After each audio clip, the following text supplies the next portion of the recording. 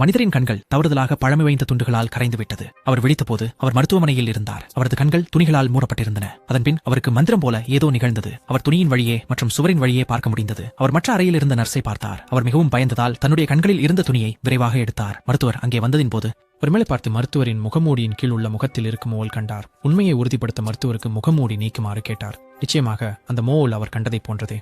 வெளியே பார்த்தான். இது மட்டுமல்ல, அவன் தனது தோழருடன் சந்தையில் சுற்றின போது கடைக்காரரின் கையில் இருந்த சுரைக்காய் ஒரு விலைமதிப்பற்ற பழமையான பொருள் என்பதை திடீரென கண்டான். அதனால் அவன் கடைக்காரரிடம் அதை விற்குமாறா என கேட்டான். கடைக்காரர் $2000 கேட்டார். ஆனால் அதை $600 விட்டார். பின்னர் அவர்கள் இந்த சுரைக்காயை ஒரு பழமையான பொருட்கள் விற்பவரிடம் கொண்டு சென்றனர். அப்போது அவர்கள் இந்த சுரைக்காய் என்பதற்கு மூலி என்பது தெரிந்து கொண்டனர். $1,00,000. இப்போது அவரது சிறப்பு திறன்களை உறுதிப்படுத்துவதற்காக ஒரு பழங்கால ஓவியத்தை ஏலமிட்ட ஏலத்தில் அவர் சென்றார். ஆனால் அதை யாரும் வாங்க விரும்பவில்லை. ஆனால் அந்த ஓவியத்தில் ஏதோ விசித்திரம் கண்டுபிடித்ததால் அது வாங்க முடிவு செய்தார். பின்னர் அந்த ஓவியத்தை பழமை தொழில்நுட்ப நிபுணரான அவரது தாத்தாவிடம் கொண்டு சென்றார். அங்கே அவர்கள் ஓவியத்தின் மதிப்பு $15 மில்லியன் என கண்டுபிடித்தனர்.